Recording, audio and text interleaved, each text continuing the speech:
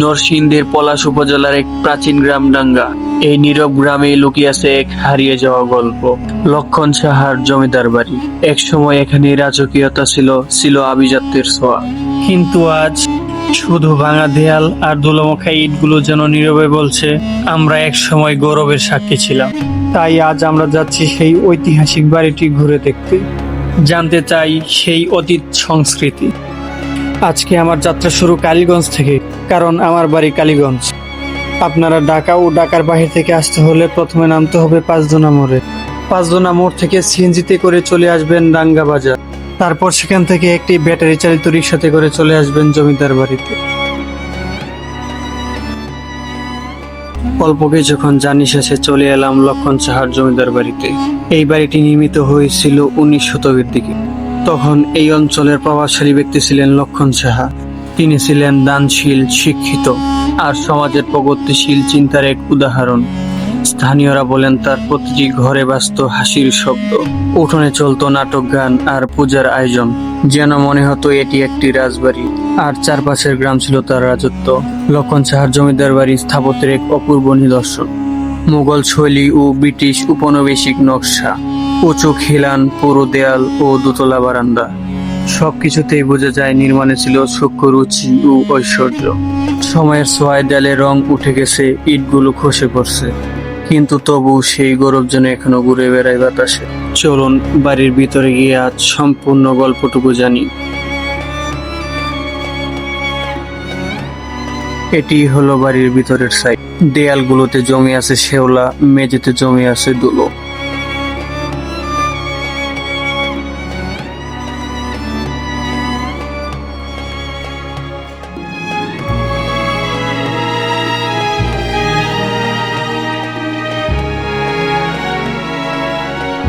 এটি হলো দোতলার পিছন দিকের বারান্দা।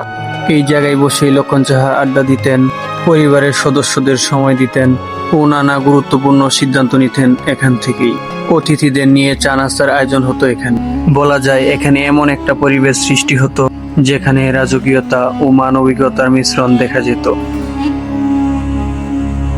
দরজাগুলো আর নেই, কিন্তু দেয়ালগুলো এখনো রয়ে গেছে ইতিহাসের সাক্ষী হয়ে।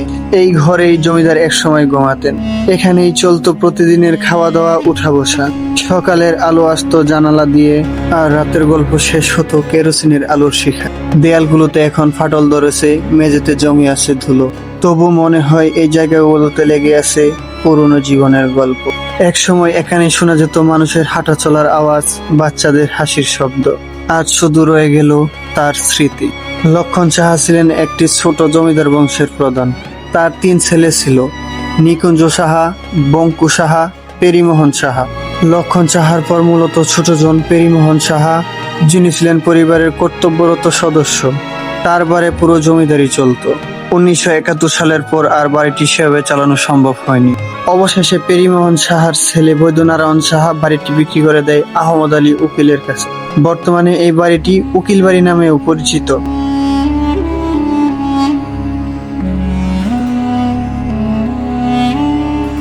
বাড়ির পেছন সাইডে রয়েছে এক বিস্তৃত উঠান, যা এখন গাছপালায় ভরে গেছে, সময়ের ছোঁয়ায় হারিয়ে যাচ্ছে ধীরে ধীরে।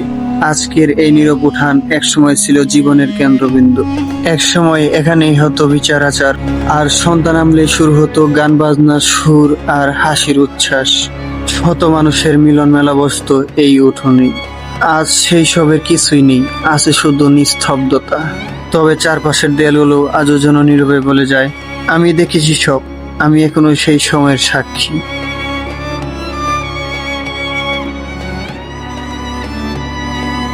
মূল বাড়ির ডান পাশে দাঁড়িয়ে আছে এক অর্ধনির্মিত বাড়ি, যেন সময়ের মাঝপথে থেমে যাওয়া এক গল্প।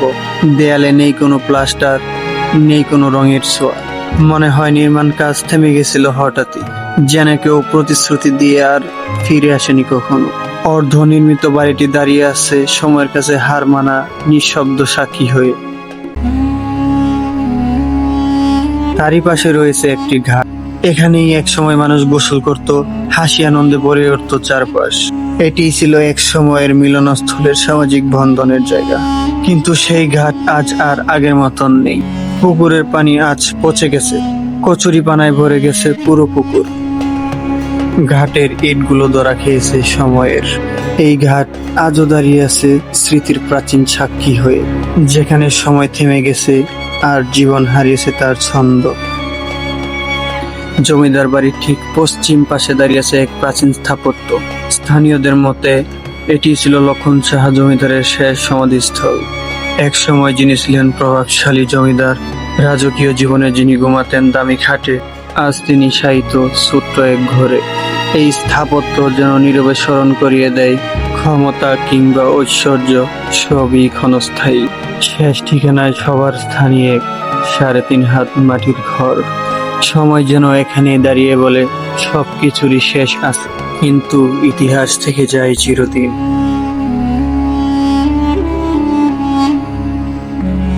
এই জায়গার ইতিহাস যেমনই পুরনো তেমনই রহস্যে ঘেরা। যারা এই বাড়িটিতে ঘুরতে আসবেন তারা একটা কথা অবশ্যই মাথায় রাখবেন, সন্ধ্যার আগে এই বাড়িটি ত্যাগ করতে হবে, কারণ সন্ধ্যার পর এই এলাকা একেবারেই নীরব হয়ে যায়। কখনো হয় চুরি, আবার কখনো ঝামেলা। আবার স্থানীয়দের কাছ থেকে শোনা যায় রাতে নাকি অদ্ভুত শব্দ শোনা যায় এই বাড়ির ভেতর থেকে। তাই এই বাড়িটিতে কেউ একা আসবেন না, অবশ্যই কাউকে নিয়ে আসবেন। বাড়িটির ভিতরে কেউ একা প্রবেশ করবেন না। ইতিহাস দেখতে আসুন, নিজের নিরাপত্তাকেও অগ্রাধিকার দিন। একটা ভালো ছবি, এক টুকরো স্মৃতি নেওয়া যায়, অতি উৎসাহে ঝুঁকি নেওয়ার কিছু নেই।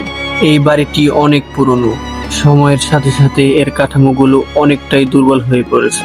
দেয়ালের ইট খসে পড়ছে, মেঝে নরম হয়ে গেছে, যে কোনো মুহূর্তে ধসে পড়ার ঝুঁকি থাকতেও পারে। ভেতরে ঢুকে অবশ্যই সাবধানে চলাফেরা করবেন। ভিডিওটি কেমন লেগেছে তা অবশ্যই কমেন্টের মাধ্যমে জানাবেন।